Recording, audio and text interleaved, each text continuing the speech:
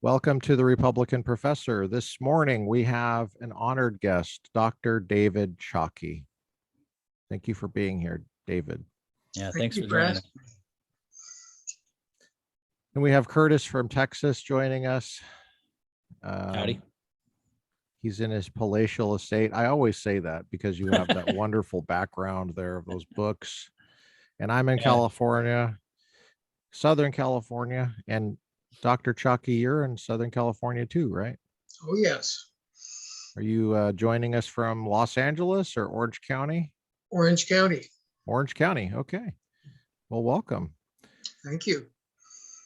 Dr. David Ciocchi has had a distinguished undergraduate teaching career at Biola University, teaching critical thinking and logic for how many years, Dr. Ciocchi? 48. 48? My goodness. I'm glad I asked. I would have never known. 48 years? Holy cow. I had the privilege and pleasure of serving under Dr. Ciocchi as his TA. I don't know that Dr. Ciocchi would describe it also as a privilege, but because I seemed like I was always struggling with time management during those early years. And it seems like he had always had to get on me about getting the stuff back to the students, which I always appreciated. Dr. Ciocchi has a reputation for always being on time and sensitive to the time issues with students, making sure they get feedback right away so that they can incorporate it into their success. And oftentimes his classes were in the morning. Are they still in the morning, Dr. Ciocchi? Yes, early morning. Early morning. 7:30, I would hope. Monday 7:30 and 8:30, right? Are they Monday, Wednesday, Friday? They are. Uh-huh. Do they start at 8 o'clock? Well, one runs 7:30 to 8:20 and one 8:30 to 9:20. Wow. So they're back to back in the same room. Okay, so maybe we should start there. That's interesting. You start at 7:30 in the morning there at Biola University. I can picture it now. And is that when you have is that a preference of yours? Or do the students email you and say, we prefer 7:30 if at all possible? No, it's a preference of mine. It's what I'm used to. But over the years, it's getting harder to persuade students to sign up for early morning classes, not just early morning classes, classes that include a session on Friday, which is not a popular class day. So there's been a lot of cultural change over the years, and that's part of it. So rather than teaching the course, excuse me, every semester, I'm now just going to do it in the fall semester where it's easier. We can turn freshmen into conscripts. And I mean that almost literally. We have the registrar is able to assign incoming freshmen to classes. And that's one of the ways that we fill early morning classes and Friday. I was wondering how in the world you do it. Is logic a required course at Biola? It's just an option within the philosophy GE requirement. So students have other options, but philosophy is one of them. So it meets a requirement without being the requirement. Okay. It's only a requirement for philosophy majors. Gotcha. They take it. And it's called logic. That's what it's called, the course that we're talking about? Well, introduction to. Introduction to, okay. And you're able to fill the spring versions of those? Even up through the pandemic, we did it in the spring as well. But starting this year, it'll be just in the fall, not spring as well. For the first time in 49 years, it will be only in the fall? No. Okay.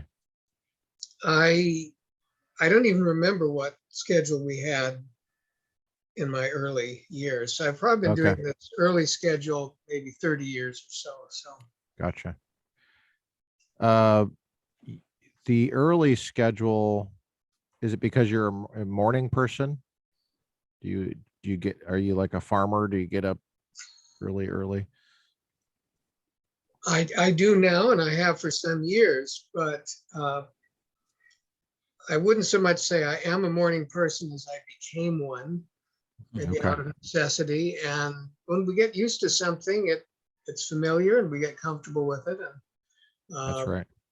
so, but for many students, as you know, they stay up very late. So early morning classes are tough. And many of them come from high schools where they start at 8 o'clock or earlier. Right. That's true. And yet they get into college and they stay up till 2 in the morning, and there are no parents to check on them. And some of them just really can't manage those early classes. Dr. Ciocchi, you said that there's been a change in culture in 48 years. You've seen a lot in 48 years here in Southern California. I can't imagine that all of those changes you celebrate those changes in culture and the students. How do you maintain, or do you maintain optimism about what you do and where we're going in the future? I hope that's Well, a clear enough optimism question. specifically about teaching logic, or optimism Yeah, about teaching in general? Optimism about teaching logic. yeah. And teaching in general, I guess, too, but Yeah, really both. Well, let me start with logic, basic logic. okay. It's my favorite course. It certainly wasn't originally. I taught it my first year at Biola, and I did not know what I was doing. I gave my first exam, and I made a huge mistake in how I set up the exam. Everyone failed the exam. My fault. Oh, no. It was a really rough start. And over the years, though, I've, excuse me, allergies kicking in. I have become convinced of the value of basic reasoning for everyone. And that value is so great that I have no difficulty being enthusiastic about teaching the course. In fact, it helps keep me, if not young, at least not old, put it that way. I walk in the first day of class feeling excited, almost like a brand new freshman. I remember once before the first class session in logic, 7:30 in the morning, it was about 7 in the morning. And back then my office was just a couple doors down the hall from the classroom where I taught logic, still do teach logic. And there was a knock on my door. And I opened it, and it was a freshman. And she was all excited about starting and wondered, why there was nobody in the room yet.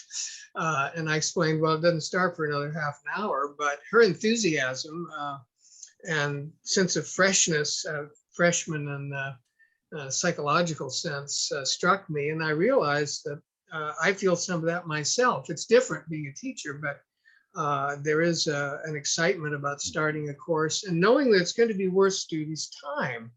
Not that necessarily I'll convince them it's worth their time, but that it is.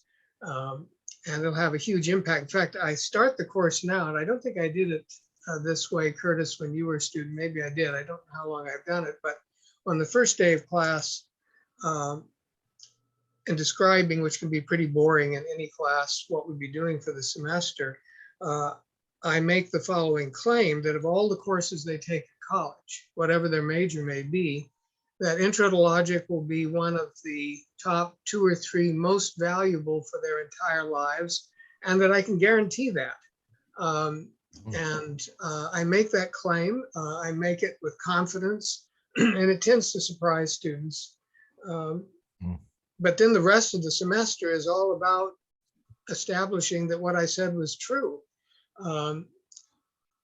The establishing of what I said as being true is not accomplished so much by me as by students when they discover the difference that reasoning can make in their lives.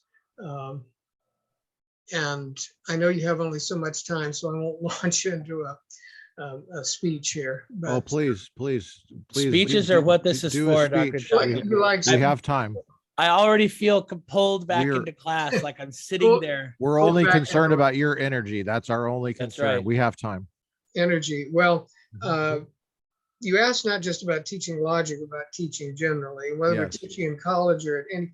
I mean, I love teaching, and I feel sad for anyone who has a job teaching anything at any time who doesn't love teaching.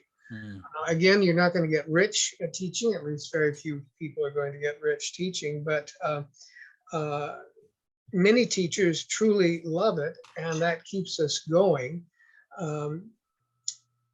Also, I have to admit, college professors tend in some ways to have it easier, at least if they make it through to tenure, than K through 12 professors or teachers, because college professors have greater freedom, at least in many disciplines, what they do in the classroom and so on. We don't have as many rules made for us. But whatever we're teaching under whatever circumstances, if you love teaching,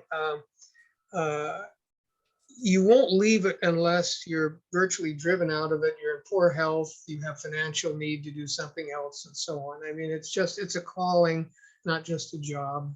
And many teachers will acknowledge that. As I'm sure, Lucas, you will in your own extensive experience. It really is a calling. And I'm very grateful to God that I've been able to still be there after such a long time. I'll be 73 this summer. And so love teaching. Again, logic, my favorite course because of its impact upon people's lives. I also feel sorry for people who have to either teach something or sell something that they know is not of great value. I'm grateful I don't have to do that. Of course, I wouldn't have been any good at it anyway, so as well that I was never forced into doing that. So, well, anyway, that's a brief response to your question of teaching logic and teaching generally. Kurtis, maybe we should get your story in here.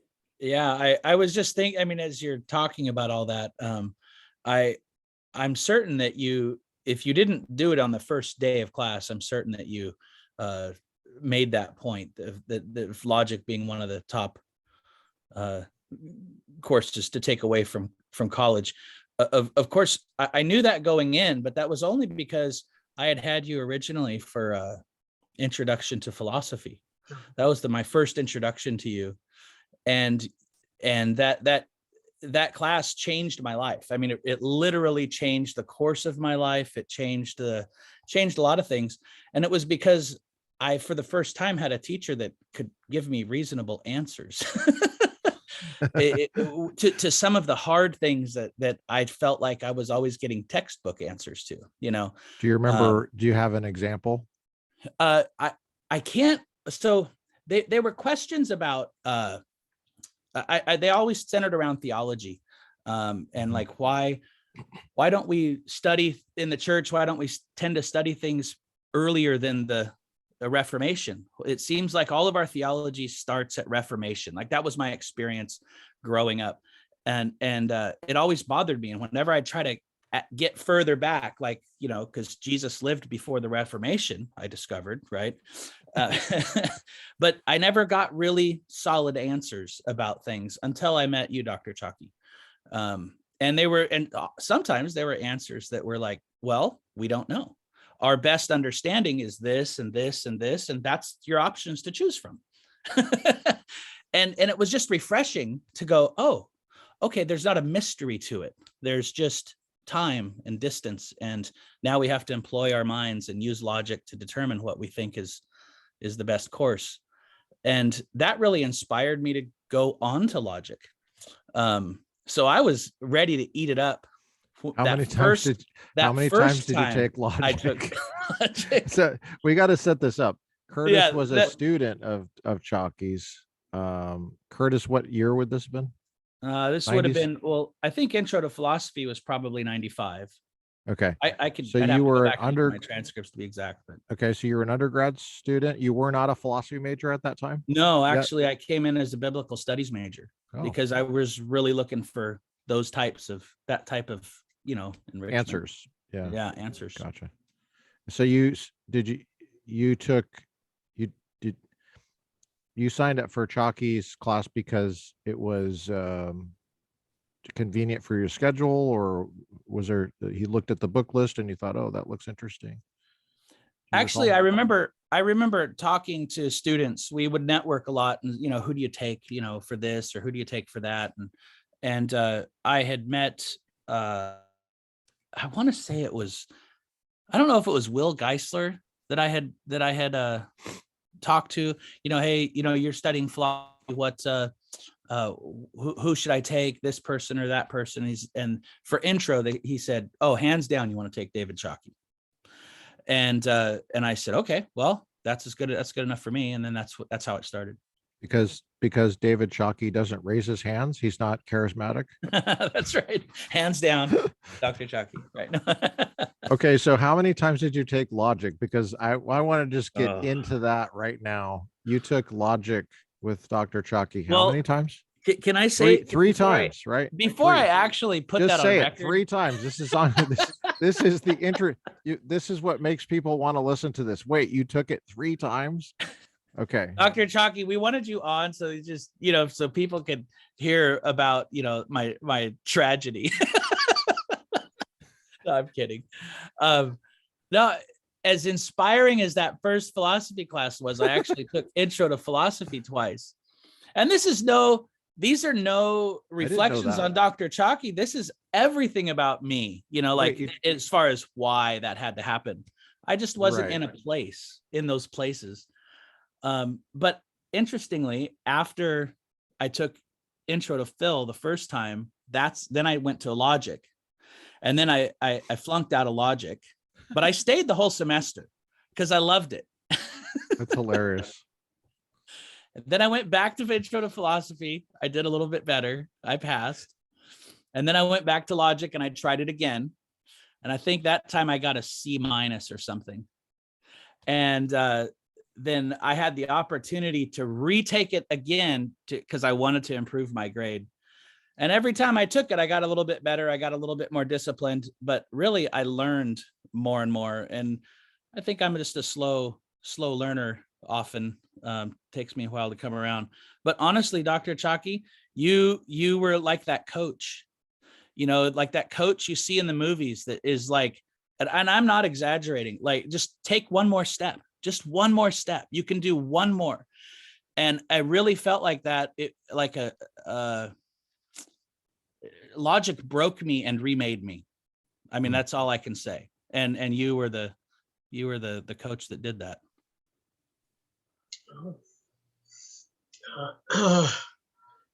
What do you say? What do you say that? What do you say to that, Dr. Ciocchi? Well,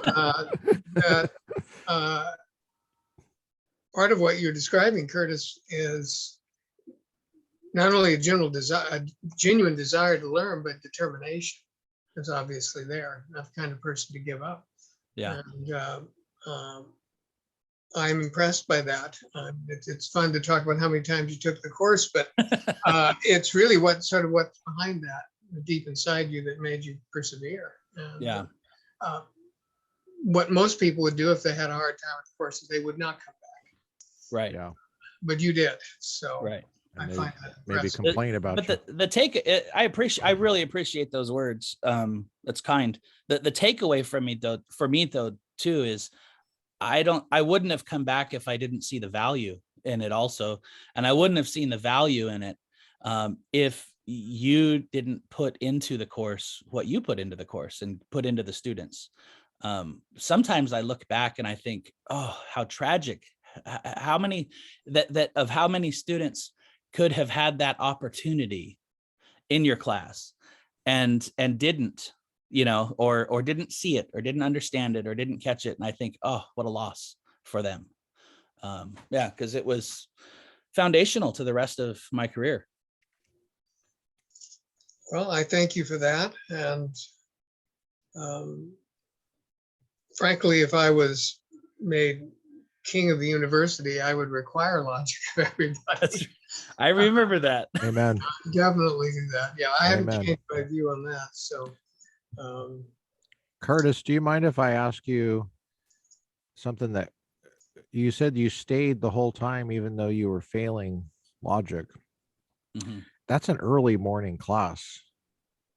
So your issue wasn't being there in class. It certainly wasn't cell phones back then. Yeah, no, Nowadays, students are distracted with computers and cell phones. So what was the issue? Do you think, was it just the early morning? You had no, you're a morning person, right? mm, So what was I it? would say I want to be a morning person more than I am a morning person. Oh, Um, okay. So uh, you just had a hard time I had a hard focusing? time being on time to Dr. Ciocchi's class, that's for sure. But I never had a hard time getting to class. Well, I shouldn't say that. Eventually? I mean, certainly there were some mornings where I just didn't come. But Did you miss you know, exams or something like that? Was that why you were failing? Did you know the material and you just weren't there? no, I wasn't applying myself. Okay. The first time I wasn't applying myself. All right. Well, I don't It want to was, probe too much. I just was yeah. curious. No, that's fine. I don't mind. I mean, it's all in the past. I've overcome it, I think. Dr. Ciocchi, how do you do you find that the students have a hard time paying attention in the early morning? Are there any do you feel competition with phones or laptops or anything? well, today that's the case for almost all teachers. Mhm. We're in competition. But as for the early morning, there's a sense in which it doesn't matter what time a class is offered. Mhm. Students' ability to engage, it is partly a matter of willingness, not just physical capacity. Mhm. If someone is incredibly tired and exhausted, it wouldn't matter. I mean, the Lord Jesus could return and they'd still fall asleep through it. That would be possible. But except in extreme cases, and in my judgment, part of the job of a classroom teacher is to secure the attention of everybody there by whatever means necessary. And whether that's competing with cell phones, with an early hour, and with the case of logic, the basic content of logic is not exciting. For maybe 1 out of 1,000 people would find basic logic itself intrinsically interesting. And it's its usefulness that excites me. And it's trying to get that across to students. And you said I have the freedom here to go on a bit if I wish. As much Absolutely. as you like. So Yeah. logic can be taught in a way that is deadening to the spirit. And even if it's not deadening to the spirit, it's pretty much a waste of time, because most of what the person learns in logic will be forgotten, or it won't be applied to life. Surely there's a number of good ways to teach basic logic, but one thing that I've come increasingly to believe in is that the value of introducing a person to reasoning, if it's really going to be a valuable course, the content needs to be as small in quantity as possible. And that quantity has got to be so clearly presented that it would take real effort not to learn the core of it. At church, I have an adult Bible class that meets in our K-8 school. And sometimes we met in the 6th grade classroom. Well, usually we didn't meet in the school at all, but we've met in the 6th grade classroom, 8th grade classroom. And I mention that because walking into those classrooms, you see the walls covered with things that the teacher and sometimes the students have posted, and including things such as lists of critical thinking skills. And I have a little booklet, critical thinking, a little tiny booklet, supposed to make it easy to learn. It's like about 75 different important features of critical thinking in it. Long lists rarely help people. And the term critical thinking really is an umbrella term. It covers so much that it's easy to become overwhelmed when you start thinking about it. It can be studied by the sociologist, the anthropologist, the psychologist. Um, and we can talk about epistemic virtues. What are good moral qualities with respect to reasoning? And we can go on and on and on and on. And most people, even if interested, are going to forget most of what they've heard, and their lives are not going to be significantly changed. And so the way I do it now, and I don't know if I've developed much, Kurtis, since you took the class, but perhaps a bit, is, in fact, I don't think I talked about this particular aspect of it when you were in the class. I remind students, or I help students to understand that making our way in the world depends upon a small set of indispensable tools. It's a very small set. There's sense experience, without which we're in big trouble in terms of finding our way in the world. There's memory, there's testimony, and then there's reasoning. And the basic unit of reasoning is the argument. So what is an argument? And how is it different from an assertion or an explanation? So what is an argument? So I want students to understand that reasoning is one of a very short list of basic tools. We cannot do without these tools. We cannot function well. It doesn't matter what our life goals are. We need these basic tools. We have them, but what we typically do is, at least with reasoning, we use them poorly. We never get decent training in them, and we do a poor job. So I help students understand what is an argument, be able to recognize arguments, distinguish them from non-arguments, classify arguments, deductive and non-deductive, and certain subtypes, analyze them, break them down into parts, showing their structure, and then evaluate arguments. And as you know, that's going to be logical strength and factual strength. Those are the only two things you need to understand an argument's success or failure as an argument. And that's separate from asking about its cultural significance, its popularity, the rhetorical ability of the person who presented it, and so on, all of which are interesting questions, but they're all peripheral. What's at the core is what an argument is and how it relates to life. It's one of the ways we discover truths about the world, which helps us function in the world. And so once students know, okay, reasoning, the basic unit is the argument. I know what an argument is. I know the difference between what is an argument, what is not an argument. I can recognize arguments by type, the basic types. I can break them down into their parts. And I know in any argument, to what degree am I justified in believing the premises are true, factual strength, and if those premises were true, to what degree would they make us justified in believing that the conclusion was true? And that's it. That's really it. I was reading an article by Alvin Plantinga. It was a complicated philosophy article. And I remember by the time I got through it, I said, someone who knows the basics from intro to logic with no background in philosophy could still follow what he was saying, could see the moves he made, could recognize, oh, this is an argument, and so forth. And then I want to talk, of course, about the practical value of this in life. And I won't go on to great length about that now, but what I've come to be utterly confident of is that the term critical thinking is not a helpful term because it's an umbrella term. And umbrellas are useful in some ways, but well, the metaphor of umbrella doesn't work too well for what I want to say here. But I don't find the term critical thinking particularly helpful because it is a term that covers so much ground that it's likely to overwhelm people when they start thinking about it and discourage people.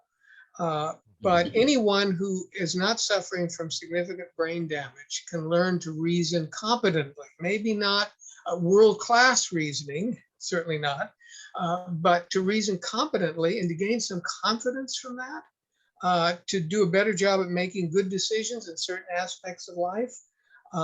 And we also talk about loving intelligently. We're called to love God with all we've got and our neighbor as ourselves. And a part of loving well is loving intelligently. If I want to do good for someone, I better have a good basis for judging that this is good for that person and that is not.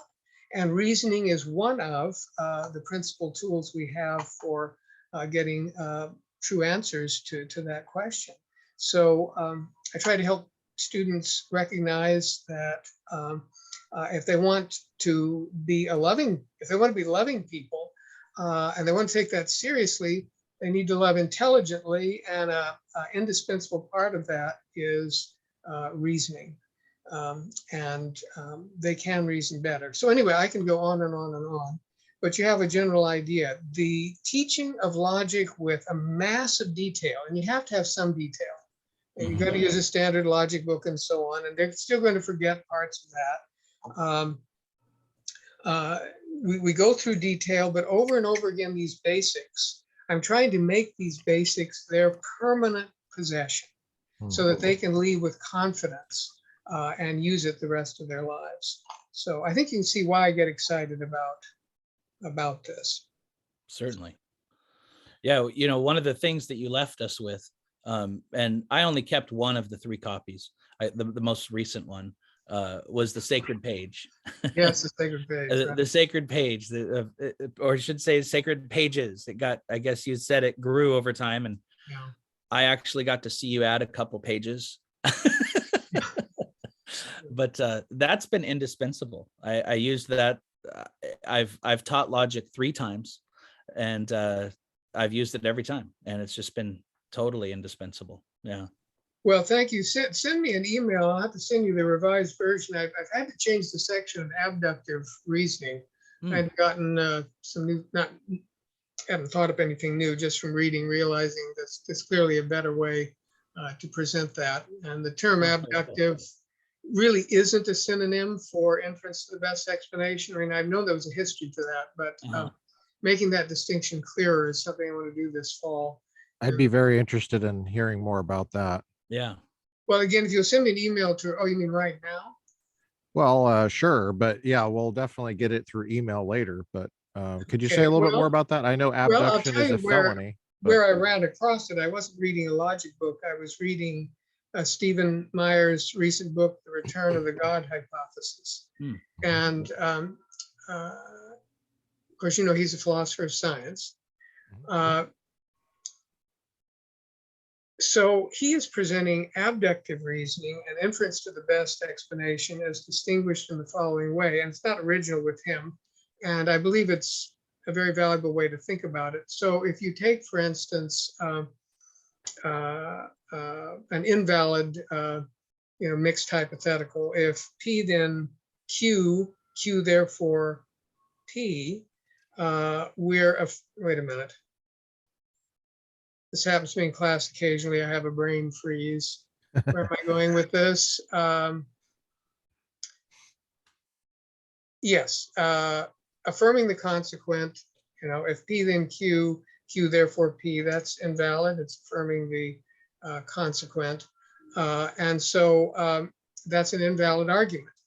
But if I say if P then, in other words, it's a logic mistake to say if P then Q, Q therefore P. P doesn't follow. Right. But if I say if P then Q, Q therefore possibly P, that is to say P remains as a possible explanation of Q.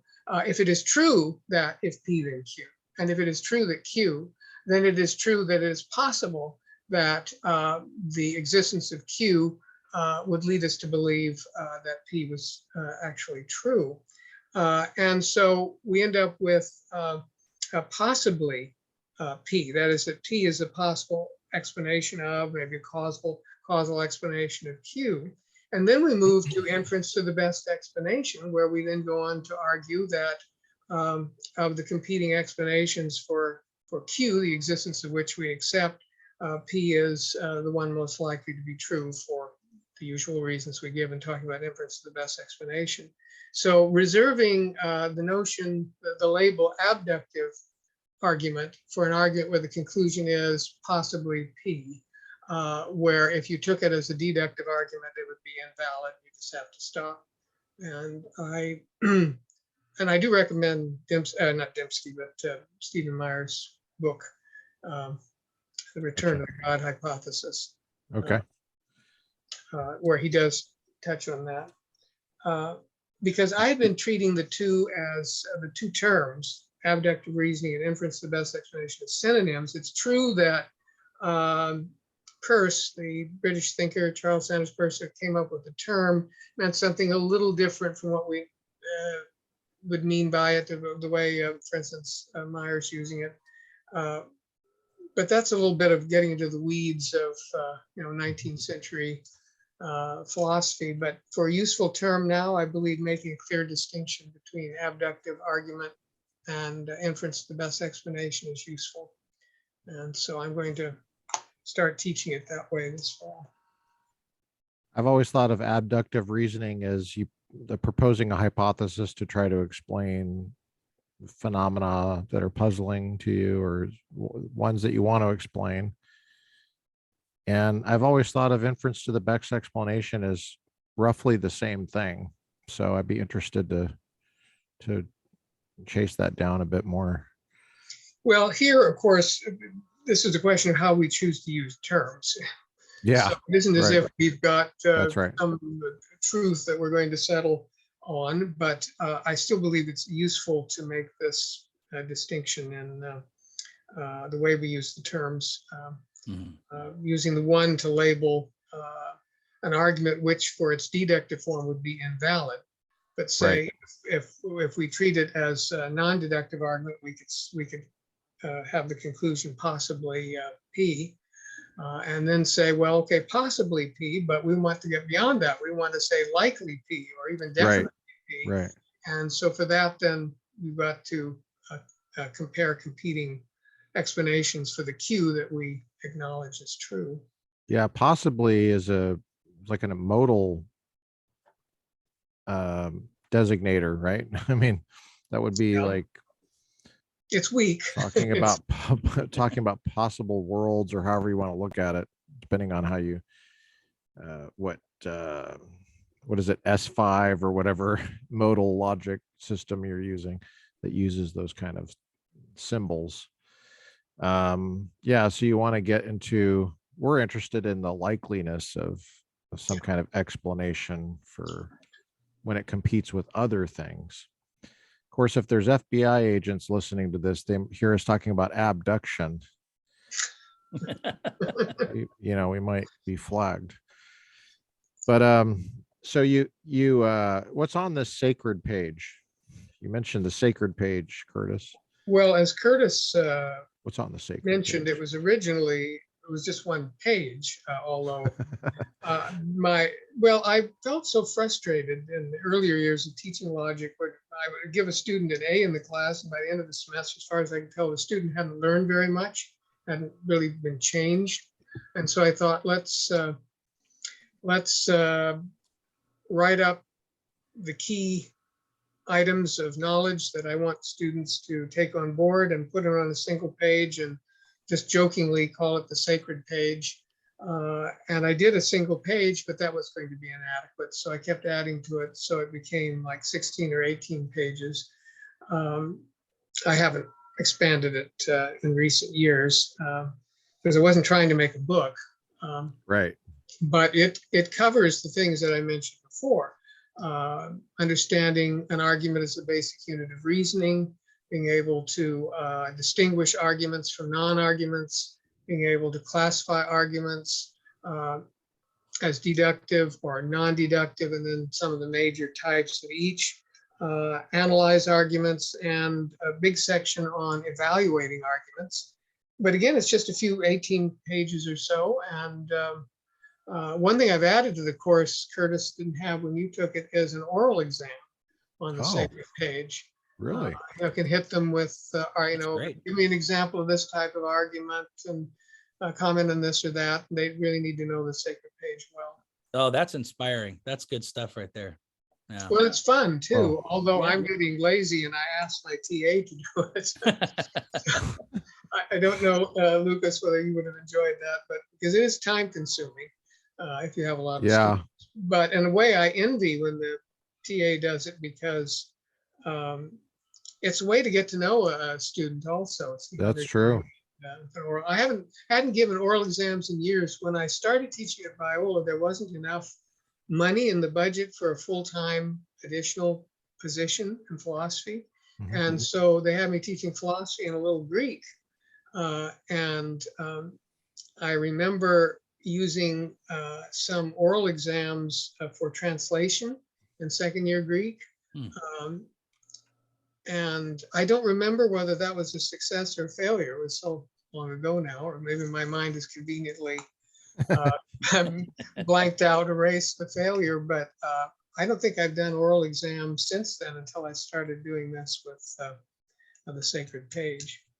But I think as a teacher, and you both know this, as a teacher, you want students actually to learn something.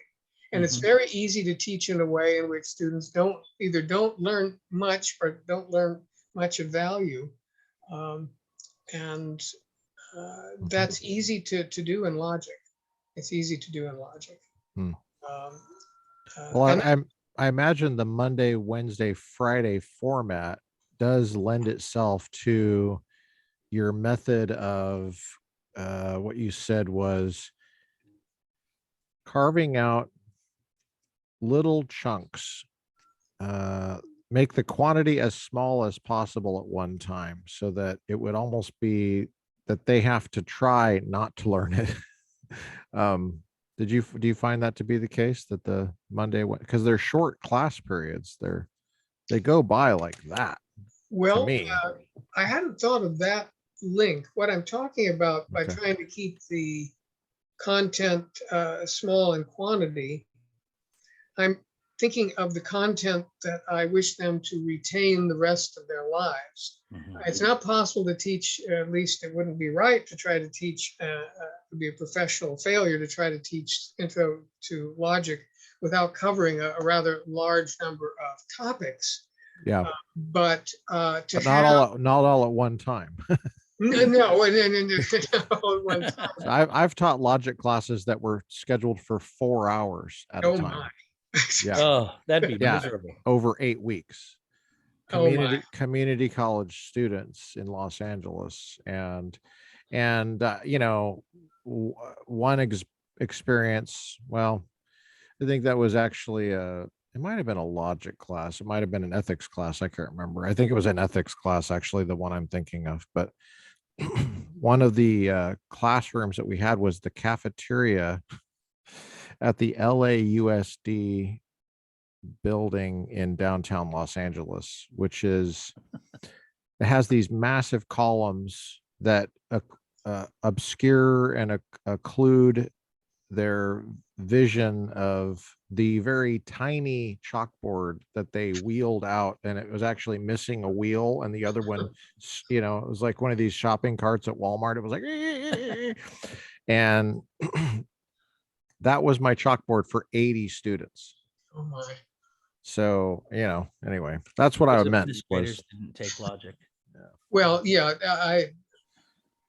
but logic, math, actually almost any subject to go on for 4 hours. What can you do? What do I do? Yeah. But you had no choice, right? It was assigned to be done. Right. Well, I guess I had a choice not to get paid, but I was going to get paid. So I did it, and tried to feel good about it. But I have to be honest with you, I didn't feel good about it at all. When you talk about application, Dr. Ciocchi, covering it different topics, that's one of the things I remember endearingly about the classes is the different arguments that you would present for us to apply our newly found skills to. One that I remember in particular is one of the first ones, I think, in the semester that I took it, was something along the lines of, are students here to are students consumers, or are students to be tutored, or something like that, something where who's in control here, the teacher or the student?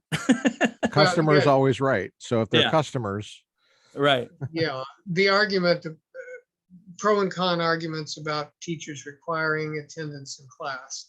Yes. Yeah, that's what you're referring to. Yeah. Do you take attendance?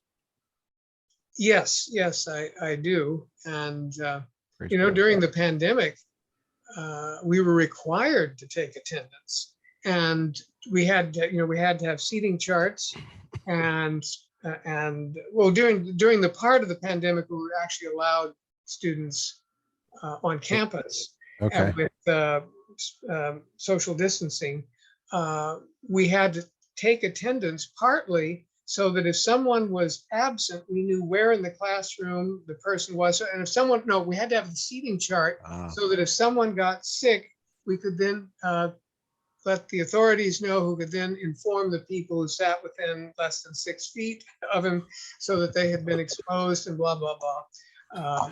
I'm sure glad that's behind us. Jeez. A few Wow. months ago, we got free of the masks. Praise God. There was, yeah, this semester we started with masks. Oh, jeez. Yeah, that's done for now. Gosh. Oh, no. Don't say for now. Yeah, I say for now. Dr. Ciocchi, what textbook are you using now? Well, I've used for the current edition of The Art of Reasoning by David Kelly. In fact, he's, I guess, virtually retired now, and they have a plus the 5th edition has a new writer. It's been revised considerably. Her name is, I think, Debbie Hutchins. And it's an excellent textbook, and the revisions are pretty good. I think she worked hard on that. 2 volumes? Pardon me, it's The Art of Reasoning, David Kelly. Is it 2 volumes? No, Still? it's one volume. 1 volume? It seems like it was 2 volumes when I was back in my day. Well, There's a reader that goes with there's it. a little reader that went with it that's still available, and I do Okay. use some arguments from that. Gotcha. But logic textbooks, again, are not exciting. No. And, Do you ever find things that you disagree with in a logic textbook? well, it's interesting that you mentioned that. When they were developing this 5th edition, since I've used that text for some time, I got asked by the publisher to comment on some of the material they were developing for some online material to accompany the textbook. And there were these philosophy games and so on. And I was working on one of them, and I finally determined that, at least as far as I could tell, that it was a huge logical error. I've forgotten what specifically it was and what they'd set up. And I finally just gave up on that. But they had the good judgment, the publisher did, of keeping the really crazy stuff that might not work as options available online, with the text itself being a little more traditional and reliable in that way. But what did you mean partly, though, by things I disagreed with? It's kind of hard to disagree about modus ponens and so on. So you got some Right. Well, take, for example, informal fallacies. So informal logical fallacies are mistakes of inductive arguments. And if you're trying to follow this and you don't know what an inductive argument is, and maybe you're having a hard time because these are technical terms, I'm sorry, there's not much I can do about that, because you haven't taken logic with Dr. Ciocchi yet. But there's the way some of these fallacies are defined sometimes in some of these textbooks. Like, for example, there's oftentimes included, I should have just brought out some of these textbooks that I'm talking about. A fallacy involving a question, complex question, or something like that. Well, I just covered that questions cannot even be premises, let alone an argument. And if you define a fallacy as a mistake in an argument, then it's hard to see how any kind of question could be a fallacy. So, so those kind of things. Yes, I share your concern about some of those, like the classic appeal to force. Yeah, that's another one that I talk about. Yeah, may it be thought of as an argument at all, and you call you call It's a them threat. that they are called informal fallacies. But some of them are fallacies. Well, let me use the example of appeal to majority, or could be called appeal to large numbers. is only a fallacy if you treat it as if it were a deductive argument. In other words, most people in history have believed in a god or gods or some spiritual reality. Therefore, there is a god or gods or some spiritual reality. In other words, if you took it that just because a large number or majority of people Right. believe X, therefore X is true, that's clearly a fallacy. But Right. it's not a fallacy, but it still might be a fairly good non-deductive argument to say, it's a very ancient piece of apologetics. The idea that many people believed in a God, therefore probably there's a God. You have to stick in probably or some equivalent word to acknowledge that you're not offering a deductive argument, but it's Right. non-deductive or informal reasoning, and it is still of value. We can't function without both types of reasoning. Although in the history of universities, higher education, right through the Middle Ages, all they did was deductive reasoning in terms of what they taught. It wasn't until the early modern period that non-deductive, or what we can call inductive reasoning, came to be respected and used. But yeah, I share your frustration with some of those. Gotcha.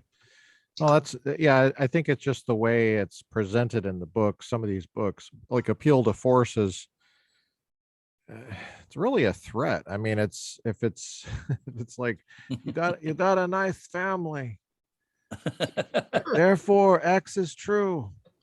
Well, okay, you're just, I don't know if anybody, if I really felt threatened, and I could tell it was a threat, then I don't know if it's meant to be an argument to get me to believe something. Like, I still believe, it's not that I believe what you're telling me. It's just that I know that if I don't act as if I believe it, then something bad's going to happen to me. There's a consequence. Yeah, and you're right about that. And I think you'll agree further that in the case of appeal to force, which, as you say, is a threat. And so you're right. If we treat it as an argument, the conclusion is I should behave in a certain way. Right. But in that case, it's not a fallacy. It's a prudential argument. Yeah, right. It's your money or your That's life. right. Okay, let me think it over. That classic. Well, that's reassuring to hear that, because that's exactly how I teach that part right there. Well, we're both correct, shall we say? We can all agree to be correct. When I do point out little things like that I think I disagree with in the textbook, sometimes that's a little unsettling to the students who might otherwise look at the textbook as if it's the Bible, especially if they don't really believe in the Bible. But they look at this as like, wait, hold on, we're not allowed to disagree with logic. Well, they're just people, right? They're trying to get at it's a teaching opportunity to talk about what it's like to try to cobble together something that is a logic textbook. What is it that we're dealing with? How do we know that logic exists and that this stuff is legit? It's not because some guy said so. You have to see the merits of it on your own. Like you were saying, the tools that you try to give your students, I think you mentioned, well, you're not giving these tools to your students. You're asking them to notice, helping them discover the tools. Sense perception, memory. I think you said testimony. Notice that reasoning. These are tools that help you find truth, that would help you deal with the world. And then with reasoning, the basic thing you're dealing with is an argument. And of course, that's a technical term. Some people are listening to this and they might think, argument, geez, there's a lot of argument here. A lot of people arguing. It sounds like the house I grew up in, and it's not very pleasant. Yeah, arguing isn't good. Well, that would be one sense of an argument. That just means two people maybe yelling at each other, two or more people, depending on how big your household is. But that, what you mean by argument is, and what people who teach logic mean is, it's a basic unit of reasoning. It's set of premises that are taken to support a conclusion inferentially. So I've noticed that a lot of teaching logic is getting students to pay attention to how words are used and how they're defined. Do you have a lot of definitions on the sacred page? How many pages is the sacred page now? About 18. 18 pages. There are lots of things that I don't do in the course for time's sake. Okay. Like to talk about the relationship of logic to language. We don't really get into that hardly at all. Again, critical thinking covers so much territory that, as you know, any teacher knows you've got to make a few choices. Certain things you must address, but you can't address everything you'd like, or even a significant part of what you'd like to address. But I want students to retain something of value. And the more stuff you hit someone with, the less they will retain of the total that they have received. So I do repeat the most important parts over and over again, hence the sacred page. And other things we go through once, and some people will retain some of that, but most of them won't. Dr. Ciocchi, do you give quizzes? Do you give, I think I know the answer to this, but for people listening, do you give quizzes? Do you give many midterm exams, one major final exam? Is there a paper? Is there a presentation? What kind of, how do you examine? What are you doing to hold the students' feet to the fire to get them to learn, and how do you approach the assessment part? Mm-hmm.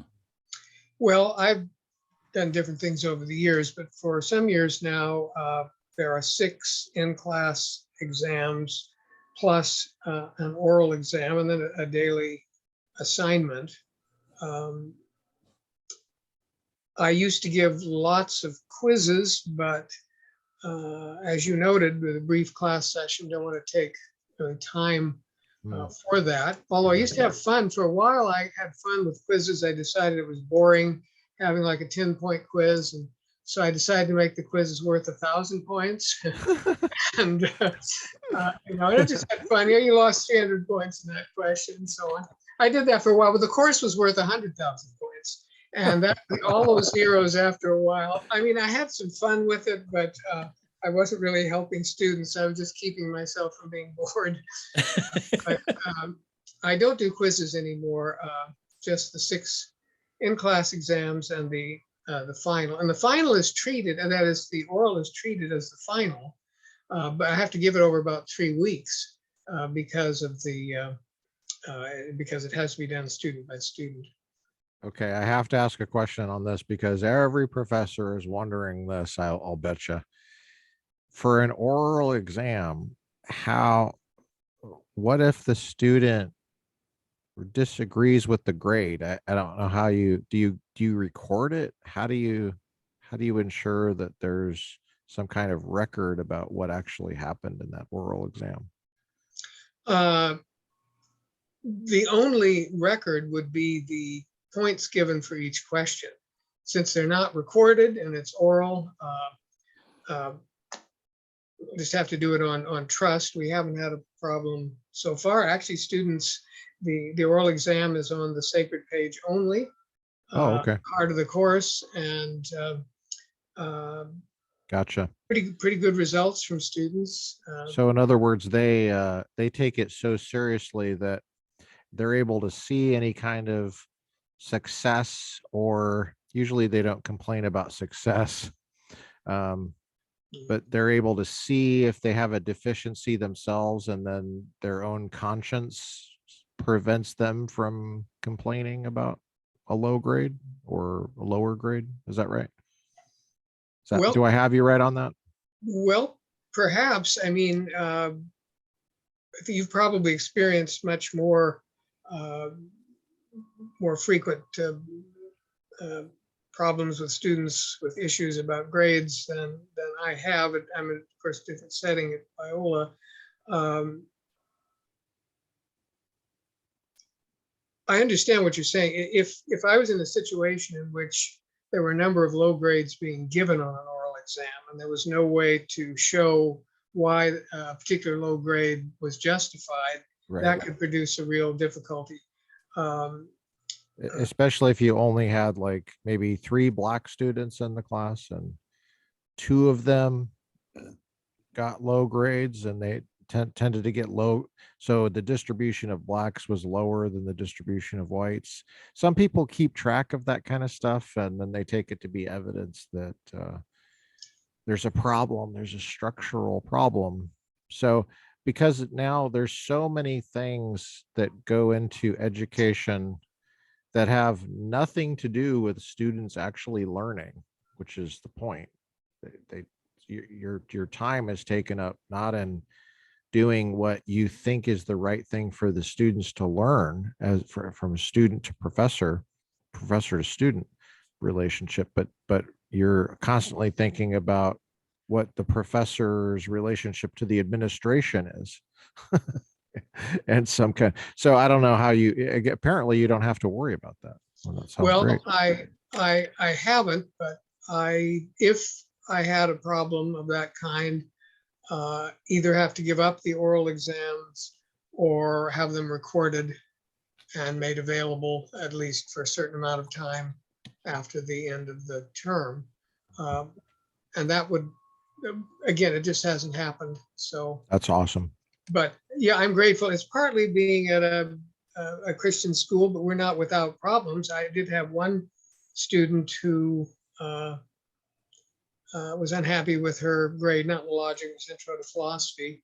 I mean, I wasn't accused of racism, but student felt it was unfair, went to the administration about it, and I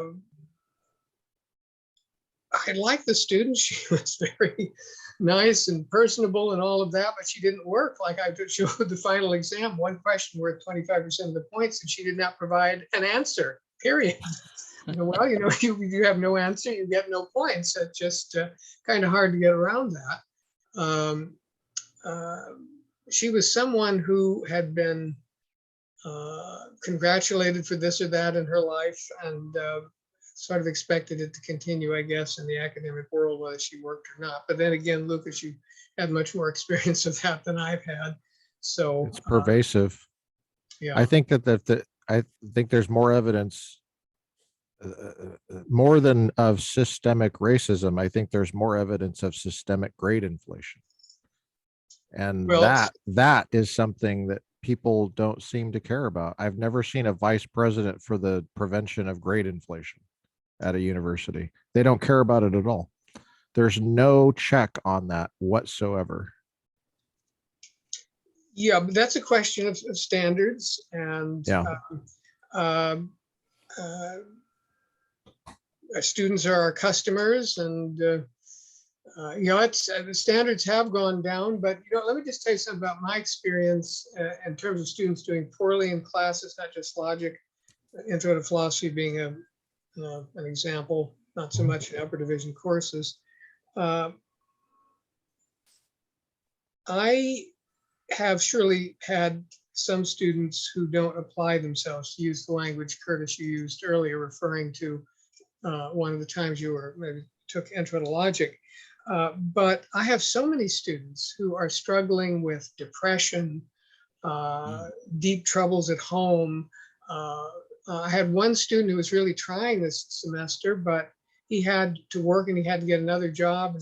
I mean, it just, whether it's money troubles, family troubles, relationship troubles, their physical health, and there's all this ADHD and so on. So that if a student does poorly, I don't assume that the student is not tried, that the student has simply failed to put in the requisite effort. In fact, I think it more likely than not that the student has had problems which were keeping him or her from doing a decent job. But yeah, I would love to have higher standards than we do, but calling something grade inflation, of course, presupposes a standard. And if the standard is you get an A for uh, handing in anything, well then, like I have a friend recently retired from being a math teacher in high school, and he gave everybody A's who did practically anything. He was a very popular teacher. But he said to me that a lot of them, the backgrounds they came from, if he could get them to learn anything, it was a victory. And, you know, I can't judge what he went through, but Sure. actually, I'll just say one thing about grade inflation. I like to think of it as grade compression, particularly the A grade, because if you look at people who receive A's for a particular project or course, the range of quality of what the people in the same course from the same teacher got from the same assignments, they all got A's, the range of quality is great. So you've really got a compression where you've compressed a number of different levels of quality under the same grade. And the same things happen with the B. And so I think, isn't that partly what concerns you, Lucas? There's a fundamental dishonesty in that? Yeah. Lack of truth in labeling. And bound up in that over time. Yeah, sure. I would say look at it synchronously and asynchronously, I guess, or however you want to say it. But at one time, that definitely is happening. But over time, I think it does result in lower standards. It has to. Well, the bottom it seems like the bottom catches more of the level below it, you know. Well, it used to be that a high school diploma was a big deal, right? Yeah. Then, you know, now it was the college degree. And trade school bad. You went to college. And now it's like, what are you really getting out of the college degree? Now you need a master's degree. And then, I mean, I don't know where this ends, but it seems like there's always pressure to lower standards, not to raise them. And I see that as an issue of human nature, the way the evaluation is structured. But it's also, I mean, it's more complicated than that because there's other factors involved, like all the things you just mentioned. There's all these challenges to student achievement, emotional health, finances, attention span disorders. They're all involved, and the character of the student is also very important too. But I worry that the structures are forming the student in a way. They're malforming the student in a way. And that's what concerns me. I see that a lot. I share the concern. It's happening all over too. It's even happening in boot camp. like I was talking to a Marine recruiter. Remember this, Kurtis? We were having dinner with this Marine recruiter, and he was telling us the stuff that they do in boot camp now in the Marines. I could not believe it. There's a complaint system in place in U.S. Marine Corps boot camp. It's laughable for people that are having emotional challenges. And my thought is, I cannot. So this is just rampant. It's not just in school. So I just wonder how you deal with the grades and how you handle that, and do you ever get depressed, Dr. Ciocchi? Well, it isn't so much a matter of getting depressed as it is grades.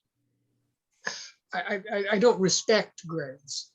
Hence the grade compression, that the quality of a person's work, you don't learn much about it from the person's grade. Someone can get very low grades, kind of an Einstein who didn't like school or the regimentation of school, you know.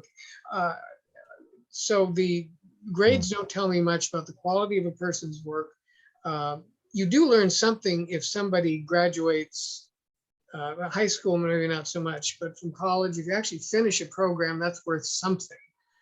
Maybe not as much as in the past, at least it completed something. That tells you something about the quality of the person. But Right. And not depressed, just I don't respect grades. I remember when my sister was bragging nicely about her daughter's, my niece's grades in high school. And my niece is very bright, but my sister thought, oh, look at all these A's. And my sister was impressed. I didn't tell my sister that I was not impressed because I know what's happened with grades and they give them out like candy. Yep. So it isn't for anyone in the know, which is a large number of people, it's not actually a distinction. So you have to look elsewhere for distinctions. That's why what you mentioned, Kurtis, earlier, describing some of your undergraduate experience. The distinction wasn't any particular grade you got. It was your determination and your completion of all you completed. So Yeah. not depressed, but just not impressed with grades at all. Yeah. Tell us about the other courses you teach, Dr. Ciocchi. It seems like you teach in the history of philosophy as well. It seems like you were teaching Greek and Roman philosophy. Yes, for Greek many and years. Roman, which I'm doing again this fall. And I've taught medieval, teach a number of elective courses, a number of courses on free will and related topics. Taught one on miracles. Cool. And philosophy of religion.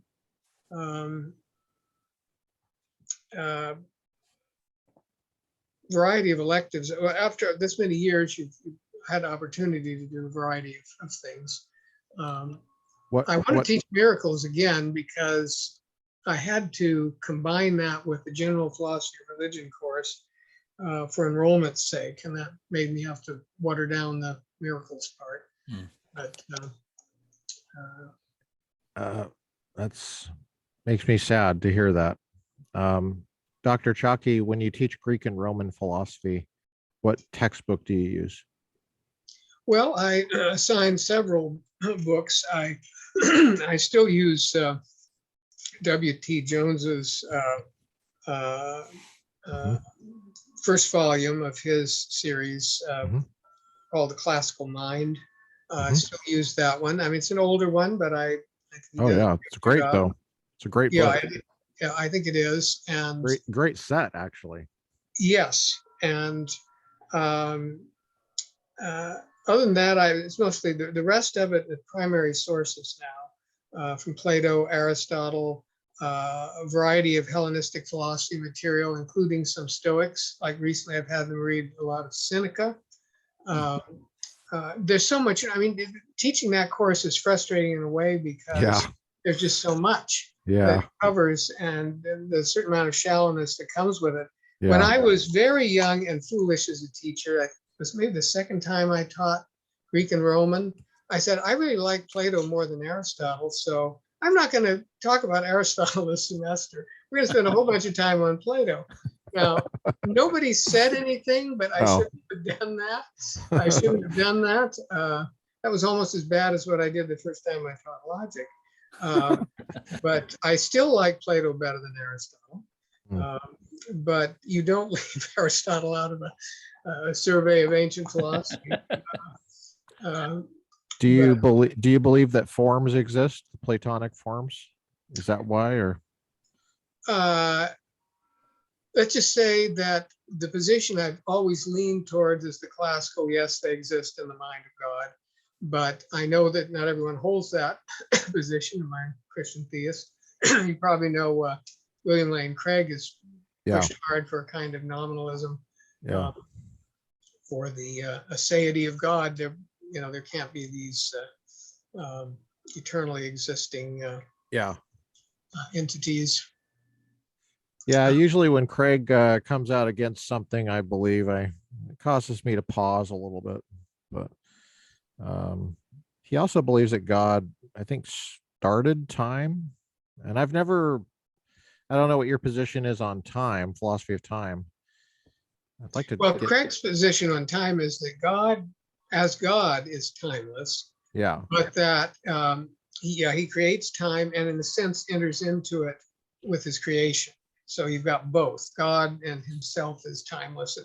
Hard for me to, because it's so to me, it makes sense to ask what happened before God created time, and on Craig's view, that question doesn't make any sense, because Well, he would just say there's no before. he just was. Yeah. I'm not sure I understand it, maybe, but that's like a lot of what Craig writes. I don't know if I understand it. When you talk about free will, what kind of sources do you use for that? Well, over the How do years, you I've teach used a that? huge number. I've taught courses on sort of a general survey of free will related questions. I've taught courses on doubts about free will, skepticism about free will. I taught a course on prayer and free will. You did a Ooh. You'd be you did a book on surprised that. how much there's been. Prayer and free will, lovely. Were you in that course? Yes. You Yes. were in that course. Okay. Yeah. Yes. And didn't you ultimately wind up publishing some articles or doing a book I did on one. that? I did one article on that. Oh, okay. Um, What was the article? it was about. Was this on prayer and free will? Is that what I? Yeah. Now I'm trying to remember. Hmm. Actually, I didn't. I wrote on what we were then calling free will theism. Now we more frequently call it open theism. Oh, And there was a little section in that article on prayer. yeah. But So it was on open theism. Okay. yes, yeah, I was called The Religious Adequacy of Free Will Theism. That's what the article was called.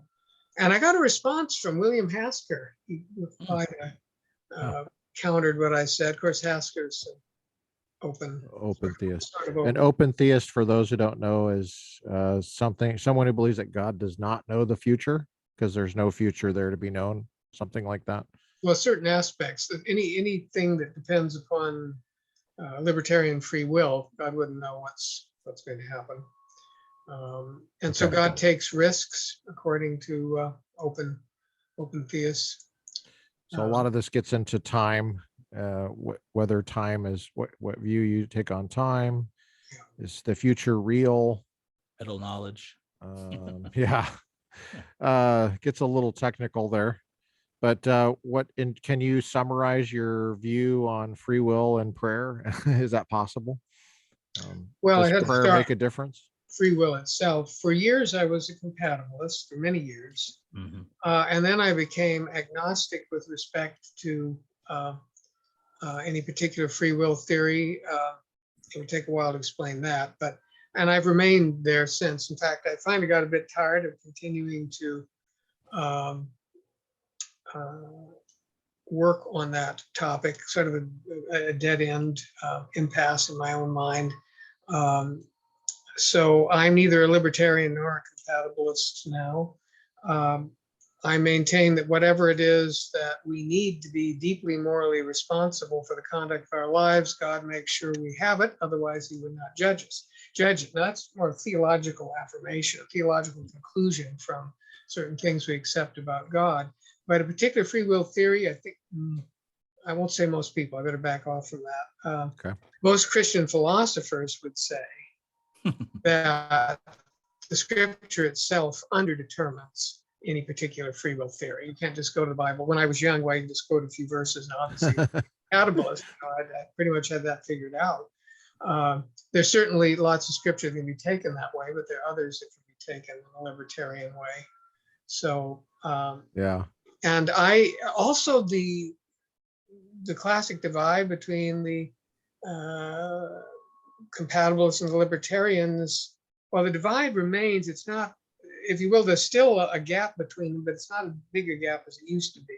In that a lot of the conclusions that compatibilist thinkers had reached about understanding human freedom and responsibility related ideas, quite reasonable, and most libertarian philosophers today would accept them, but they're still going to maintain there has to be an indeterministic element in what we do. Otherwise, we're not responsible. For instance, one of our graduates, Chris Franklin, did you know him? He was Yes. Yeah, we went through the program together. Okay, well, Chris Franklin, as you know, is a philosophy professor now, and he published So the title is something like A Modest Libertarianism. I can't remember the exact title. Uh, Fantastic book, very impressive. It still didn't take me away from my agnosticism, but truly an impressive piece of work. He's a libertarian. When you Yeah, he's a say the great word thinker. libertarian, you're not talking about the political position vis-a-vis the government. It's a, No, it's a that's technical right. term. It's a technical term in philosophy referring to, I'll let you take it. Yeah, non-deterministic theories of free will, such that nothing counts as a free choice if the antecedent facts about the world guaranteed that that choice take place. So they might have made it likely, even highly likely, but they can't guarantee it and still count as a libertarian free choice. Yeah. Yeah. You can be a libertarian in political philosophy and be a compatibilist. Yeah. But, you know, Now, I think- I'm remembering, and since we're talking about your agnosticism on this subject, Hold on one sec. We're back. Okay. So you were saying, Kurtis, I'm sorry I interrupted you. yeah, no, that's okay. So some time ago, I remember you sharing I don't know what to describe it, the disparaging, being disparaged, that you were talking about your agnosticism on the topic of free will, and then having some days later to talk with a parent or some administration about why you were teaching at a Christian university as an agnostic. Yeah. The low attention span. So since we brought it up here, I don't want people thinking you're an agnostic. Can you give us that clarification? It's gotta be trending on Twitter. Yes. Yeah, well, let's make a distinction between noun and adjective here. Yes. We normally use the word agnostic as a noun. It originally was someone who was neither an atheist nor a theist, but just would say, I don't know whether there's a God or not, so that middle position. But as an adjective, I can just say I'm agnostic about X, Y, and Z. That is, I don't have a position on something. I'm not sure about this or that. I am sure that we are responsible, deeply responsible for how we live our lives. Some human beings at some time can't function at that level. That's a whole separate issue. But in general, human beings are responsible agents. But the standard competing theories, different versions of compatibilism, libertarianism, I'm just not able to settle that to my satisfaction. And as I say, I really stopped working on that. I do a little reading, but I've stopped working on it in any serious way. Partly because I'm not, how in philosophy we talk about worrying about something and worry about this issue or that. I'm not actually worried about it. So if you're not worried about it, you're not going to devote a lot of time with it. If I was really doubting my agency as a human being, and my responsibility, then I'm going to get back into it. That is some inside baseball right there. If you're in philosophy circles, you hear philosophers say the worry is, a lot, Who's worried about that's hilarious. Yeah. Dr. Ciocchi, your educational background, did you go to Biola as an undergrad? And then how did you do, what was your graduate training like? Right out of high school.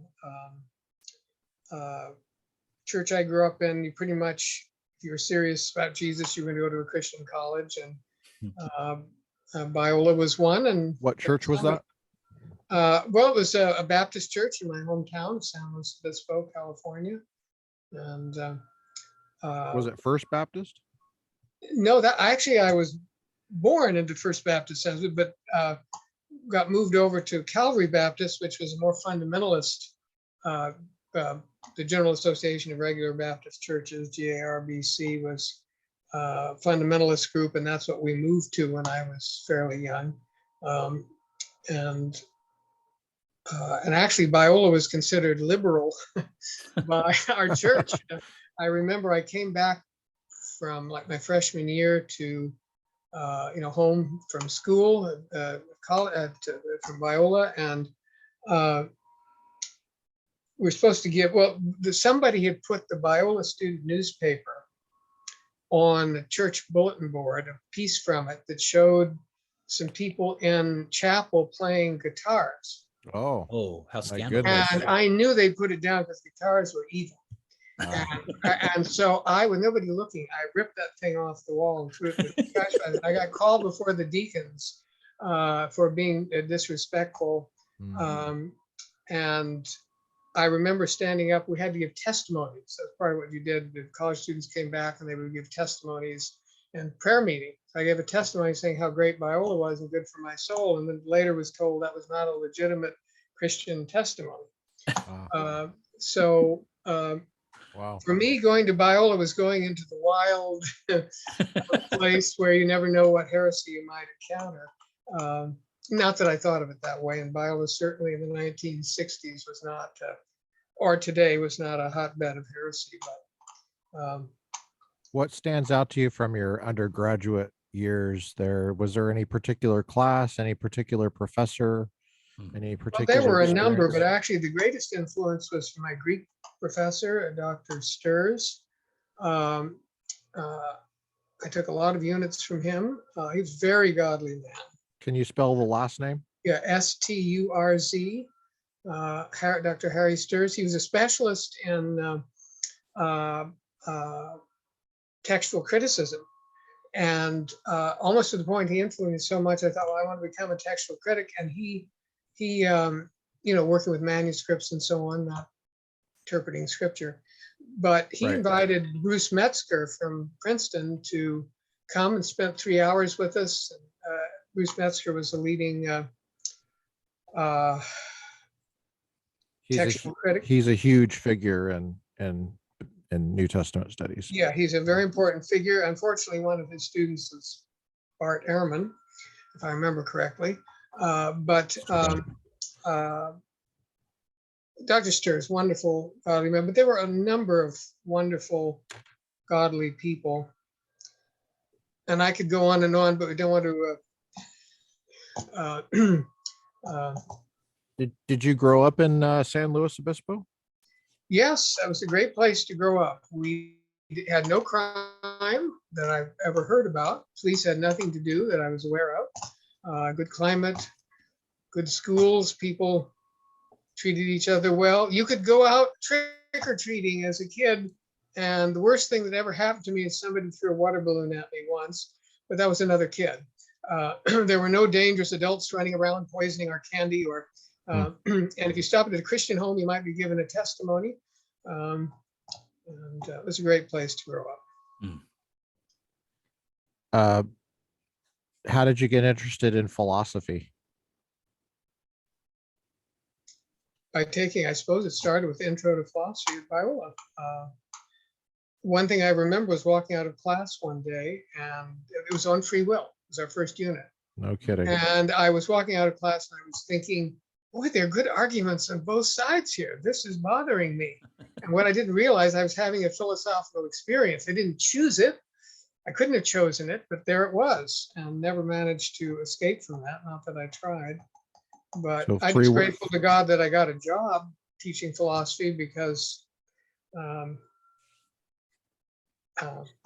free will was your gateway drug into the hard heroin of teaching logic. And yes. So do you remember the name of the professor from your intro? Yeah, it was Del Hansen, who went on to be my colleague for many years.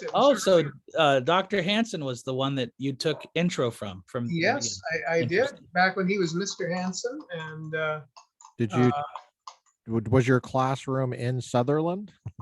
No, well, actually, then it was what we used to call Marshburn Auditorium. I think it's named after somebody else now, but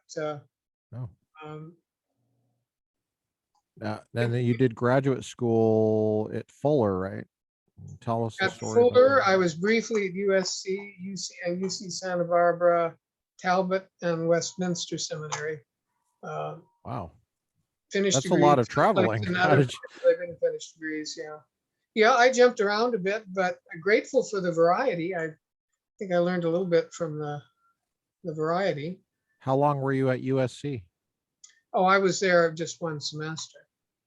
And I definitely did not choose to stay there. That's where I met Dallas Willard, though. Oh, really? Much appreciated. Did you study with him? I did not have a course from him, sorry to say, but I got a chance to chat with him just once, but it was memorable and much appreciated. Then you was UC Santa Barbara. How long were you there? 3 years. 3 years. Wow, that's a long time. In the philosophy department? Yeah, yeah. But there was only one theist in the department then. Well, there was something like 16 or 18 faculty members, and there was one theist, a Roman Catholic. That's my recollection in that entire faculty. That was before the great increase in the number of Christians getting into philosophy. Right. And the theist had a link with Alvin Plantinga. They were, and I remember Plantinga was working on his version of the ontological argument, and nothing was published yet. And he sent it to my teacher, who shared it with us students.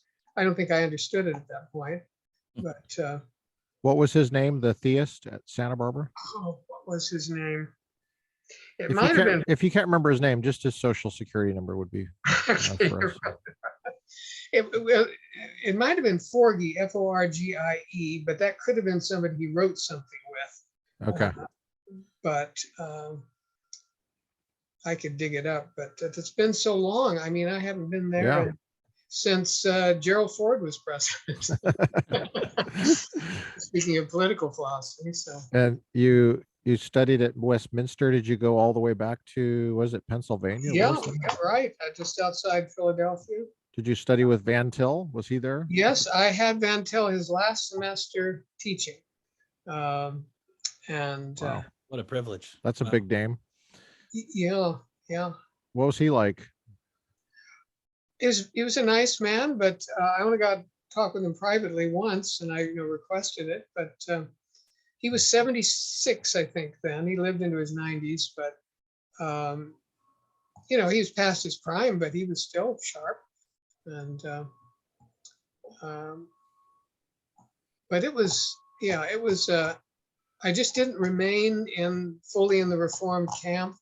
And it was partly, and I'll mention this. How long were you at Westminster? Just 1 year. 1 year, okay. And there was George Mavrodes was a professor of philosophy at University of Michigan, a Christian.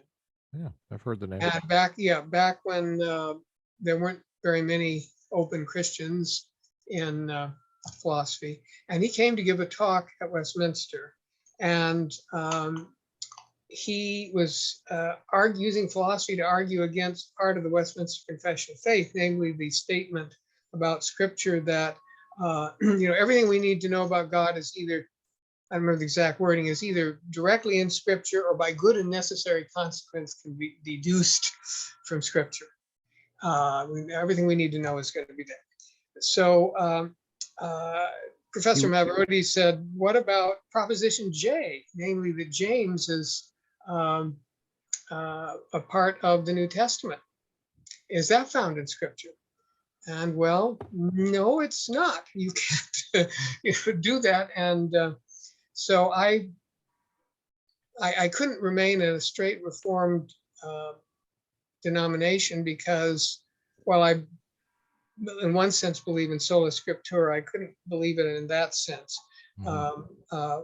While I'm an errantist, or I would not still be on the Biola faculty, I agree with those who say that a piece of Scripture, if something is part of the Bible, has canonical status because the Church, led by the Holy Spirit, declared it to be such. Makes sense. Otherwise not. But you don't have that from Westminster Confession of Faith or any of the other. What did you do your dissertation on finally? You have a PhD, right? Free will and belief, which still fascinates me. And you did that at I was a Fuller? compatibilist. Yes, I did. I was allowed to do it there. Allowed to do practically a straight philosophy dissertation. Cool. The PhD is in Well, they call it philosophical theology. Uh-huh. Well, you have so much philosophy credit from other schools. Yeah, I could have stayed at Santa Barbara. So they didn't kick you out?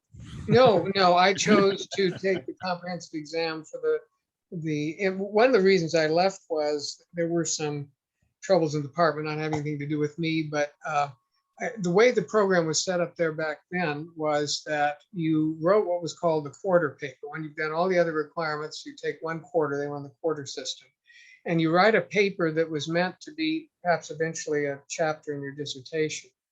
That paper had to be approved by the faculty. If they disapproved it, and maybe you got one chance right, then you were out. And they were, they rejected everybody as quarter papers. And I think that's part of the reason that in fact, I was getting tired of commuting. Oh, you were commuting? I was commuting. I was already teaching at Biola by that point. What? Barbara, you had a master's degree? You already had a master? Oh, what was your master's in? Philosophy? Yes. Or, no, from where? Wait, I'm confused what you're asking. Oh, how did you get the job at Biola? What was you had a philosophy? That I was degree? working on a PhD. Oh, okay. Right. Back Gotcha. then, there weren't very many evangelical Christians available. So gotcha. They kind of picked so you were living near La Mirada or in Southern California? In Northern Orange County. Yeah. Oh, wow. Anaheim. That is a long way to commute. Yeah. And I went to church up there too. 2-hour drive. Yeah, I was part of a church ministry up there. So you drove up there like a couple times a week? Did you spend the night? Yeah, okay. yeah. And I Gas spent was the whole cheaper then. weekend there. Yeah, it was. I'm glad I was young. I couldn't survive something like that now. What kind of car did you have? A 1965 Dodge Coronet, of course, no power anything. Wow. Going up the Caneo grade on the way back from Santa Barbara, if you know that, Oh, yeah. I would try to build up speed because I'd be in trouble. And the problem would be if somebody in front of you wasn't going too fast for building up your speed. I always made it, but at times, you see, the car would overheat. Oh, And yeah. so gosh. this could be a problem. I'm glad, as I say, I was young. No kidding. It sounds exhausting. Yeah, well, when you got to Fuller, is there anything that stands out at Fuller that you'd like to share? Any memory that you have that was key for your development? Well, there were interesting experiences of various professors. One of them was Dr. Daniel Fuller, son of the founder and father of Steve Fuller, who'd been a roommate of mine, who is now a missionary in Abu Dhabi, Christian ministry there. I had to write a paper for Dr. Fuller, and it was on Jonathan Edwards' freedom of the will. And I wrote a long paper, and I felt really good about it. And I submitted it, and he called me and said, "This is not at all what I wanted." And he said, "You didn't really hear what I was saying." And he wanted a completely different. He was nice, but he wanted a completely different type of paper. I had taken what he'd said before as suggestions as one possible approach. He didn't mean it that way. He meant it as this was the way you do it. And so I had to go back and do the whole thing from start, doing exactly the approach that he wanted. Again, he was very nice about it. But I think one impact of my teaching has been that I do set certain requirements for papers, but I want to give students more freedom than I had with that paper anyway. And you were working on a typewriter, right? Oh yeah. Oh my gosh. And that's amazing. Yeah, we're not living like in the old days when Thomas Aquinas did his work and so forth, but typewriters, the old typewriters, you just rip a sheet of paper out again and start a paragraph again if you got it wrong and weren't happy with it. And I did my dissertation on a typewriter. Yeah, and you only have one copy, right? Or how did you figure? Did you Xerox it immediately? You get a photo. You get a photocopy, and then hire someone, a professional typist, to do the final copy. Make sure there were no errors. How much did that cost? Well, I don't remember, but I'm sure it seemed like a lot at the time. Really, the technology we have today is, as we know, it just makes a lot of things much easier. You can actually devote more of your time to thinking and less to the mechanical aspects of, Yes. but think before there were even typewriters and you had to do it by hand. We had a professor at Biola, died years ago, was a missionary in China before the communists took over China. And in 1949, as the communists were sweeping through his area, he had to flee. He was working on a doctorate, and he had his dissertation just about finished, one copy of it. And he had to flee and couldn't take essentially anything, and it was left behind. He never did finish his, because there were no notes, no text.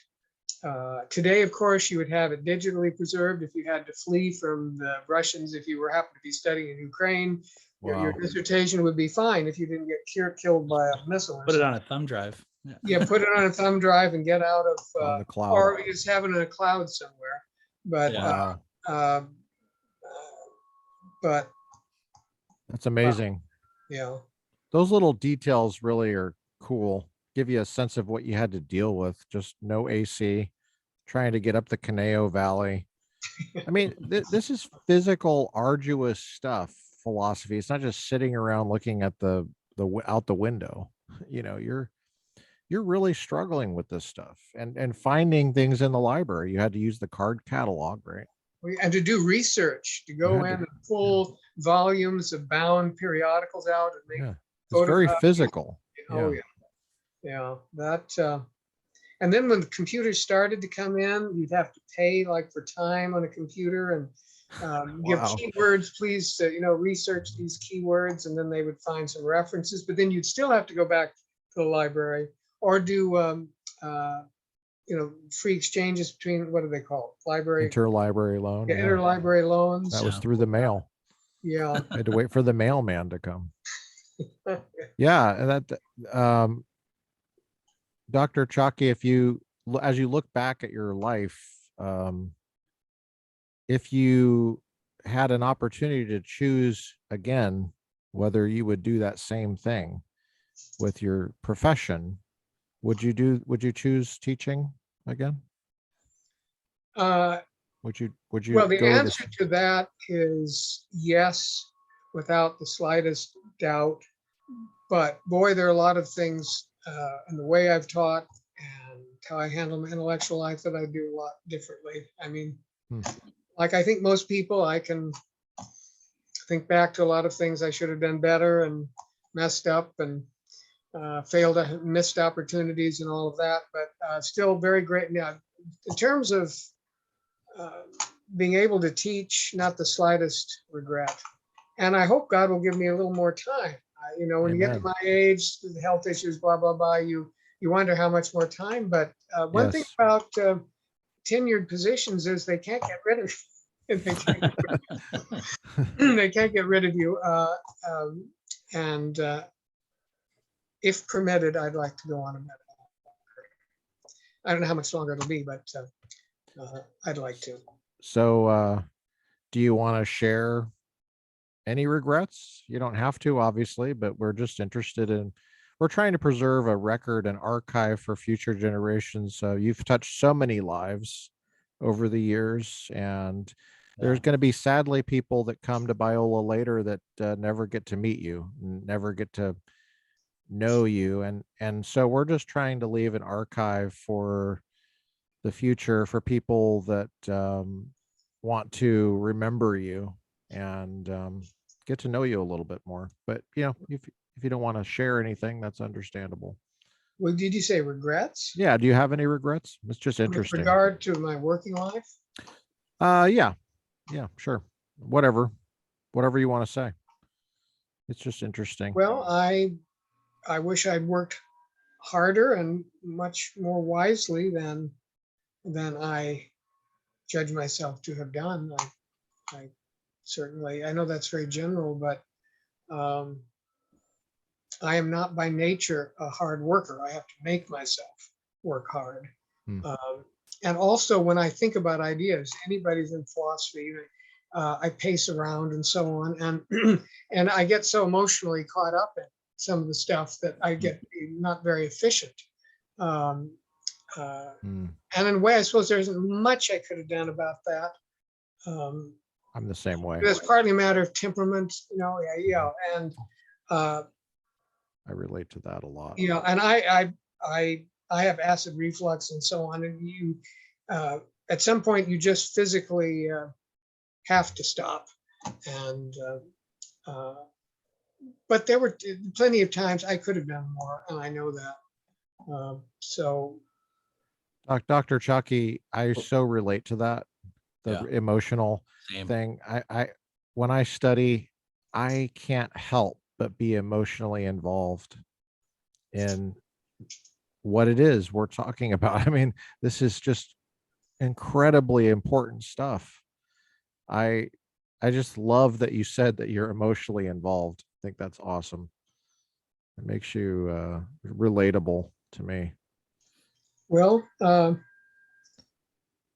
suppose we're wrapping up here shortly. I do hope at some point, since I know you've done a lot in philosophy of law, and that someday you will come speak to us at Biola. One of the things that we've discovered is people who are pre-law, they sign up for the political science major, which is a great major, but they don't recognize how valuable philosophy can be for them. Oh yeah. And you know both sides of it. I mean, you're not an attorney, but you know Right. law and the relation of philosophy to law, and the value. Again, you're also a logic teacher. Maybe someday you'll contact us and come give us a talk, because you said you're in Southern California, so maybe someday you could give Orange County. Yeah.